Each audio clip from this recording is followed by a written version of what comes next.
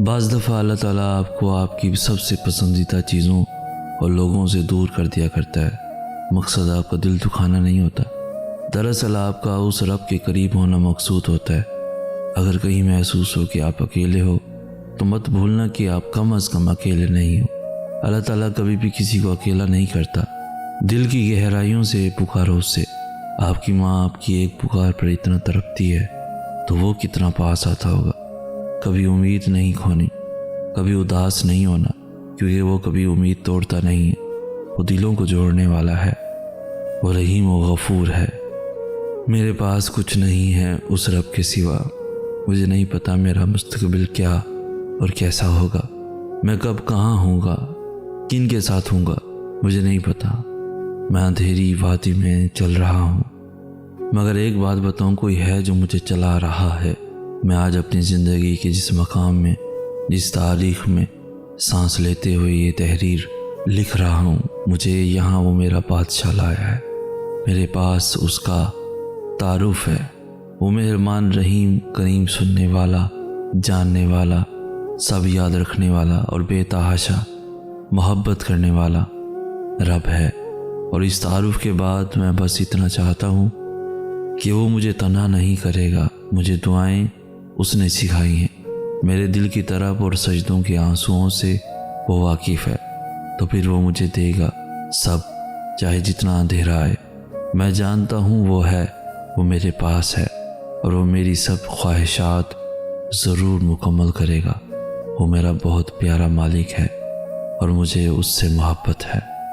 میں نے اپنی زندگی میں وہ ساری باتیں بھی تسلیم کی ہیں جن پر ماضی میں نہیں مان سکتا کا لیبل لگایا کرتا تھا۔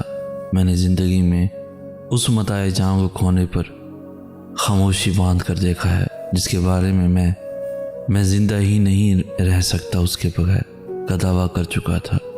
میں نے ان بری خصلتوں کو بھی اپنایا ہے جن پر کبھی نہیں کروں گا کا مستحکم اعلان کر چکا تھا، اور ان لوگوں کو بھی چھوڑا جن پر فار ایور کا ٹیگ چسپاں کیا تھا۔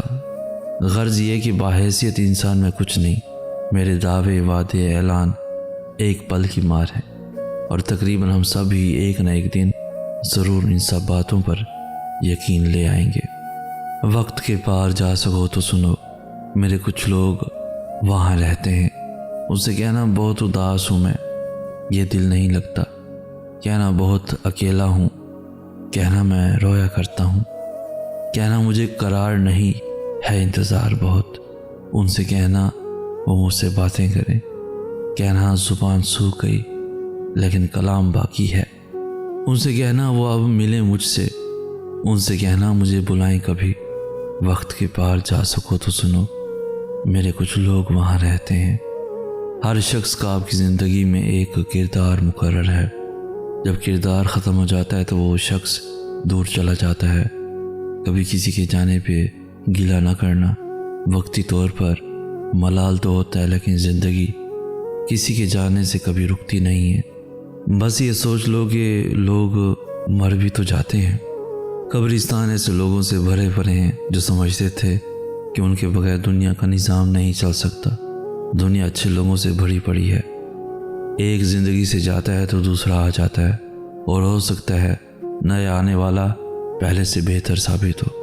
بس اللہ پہ یقین ہونا چاہیے، اللہ سے اچھا گمان رکھو، وہ کبھی مایوس نہیں کرے گا، وہ تمہیں تمہاری طاقت سے بڑھ کر آزمائش میں نہیں ڈالتا۔ لوگوں کے پیچھے دوڑنا چھوڑ دو تو پرسکون ہو جاؤ گے۔ جو تمہاری طرف چل کر آئے وہ تمہارا ہے، جو منہ پھیر لے اسے چھوڑ دو۔ جسے چاہا جائے اسے پایا جائے، یہ ضروری تو نہیں۔ ہر زخم دوسروں کو دکھایا جائے، یہ ضروری تو نہیں۔ جو دل کو بھاتا ہے، منفرد نظر آتا ہے، اسے دل میں بسایا جائے، یہ ضروری تو نہیں۔ آنکھیں بند کرنے سے جس کا دیدار ہو جائے، اسے پاس بھی بلایا جائے، یہ ضروری تو نہیں۔ کچھ لوگ تو یوں ہی خاص ہوتے ہیں، ہر کسی کو اپنایا جائے، یہ ضروری تو نہیں۔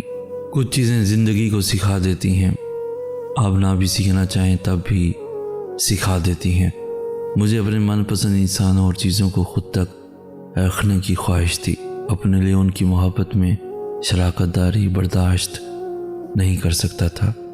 پھر حالات ایسے ہوئے کہ میں سمجھوتا کرنا سیکھ گیا، اور اس کے بعد زندگی نے مجھے آرٹ آف لوزنگ سکھانا شروع کر دیا۔ میں نے ایک ایک کر کے جان سے زیادہ عزیز تر چیزوں اور لوگوں کو کھونا شروع کر دیا۔ اور تم کہتے ہو کہ میں تمہیں کھو کر پچھتاؤں گا، تمہیں یاد کر کے روؤں گا، تو سنو، ایسا نہیں ہوگا۔ میں کھونے کا ہنر سیکھ چکا ہوں۔ 4 دن کسی کی بھرپور توجہ پا کر ہوا میں اڑنے سے گریز کریں، کیونکہ وہی شخص اگلے 4 دن میں آپ کو زمین پہ پٹھا بھی سکتا ہے۔ زندگی نے بہت کم وقت میں بہت کچھ سکھا دیا، مگر ابھی بھی اسے ایک لمحے کو بتانے کا فن نہیں آ سکا کہ جب بے تحاشا ہنستے ہوئے اچانک ہی آنکھیں بھر آئیں، یا بہت بڑے ہجوم میں اچانک تنہائی گھیر لے، یا بڑے پرجوش طریقے سے خریداری کرتے ہوئے اچانک ہر چیز بے معنی لگنے لگے، یا ایک مکمل منظر کسی بڑی محرومی کا احساس جگا دے۔ بہت جدوجہد سے تراشی گئی حال کی خوشیوں پر اچانک ماضی کا سایہ لہرانے لگے۔ وہ ایک لمحہ جب ذہن میں سب احساسات اچانک گڈمڈ ہو جائیں، ابھی اس لمحے کو گزارنا سیکھنا ہے۔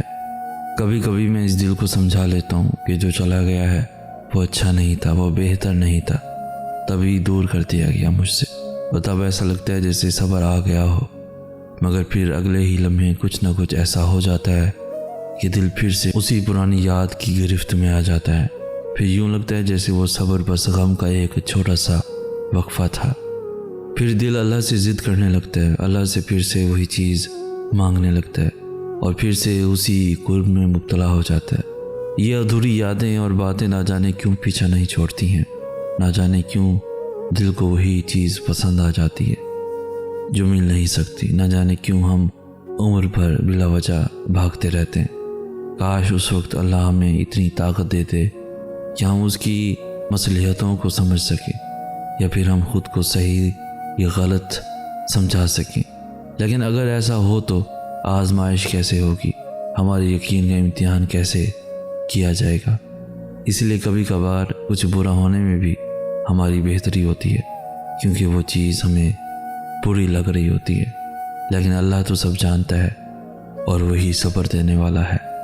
آئے رب کائنات، اس بےتاب نفس اور کمزور جسم پر رحم فرما، اس لیے کہ جو تیرے سورج کی تپش کو برداشت نہیں کر سکتا، وہ تیری جہنم کی آگ کو کیسے برداشت کرے گا؟ جو تیرے بادل کی گرج سے کانپ اٹھتا ہے، وہ تیرے غضب کی آواز کو کیسے سن سکتا ہے؟ وہ تیری ناراضی کا سامنا کیسے کرے گا؟ جسے تیری رحمت اور پیار کی عادت ہے، وہ تیری ناراضگی کا سامنا کیسے کرے گا؟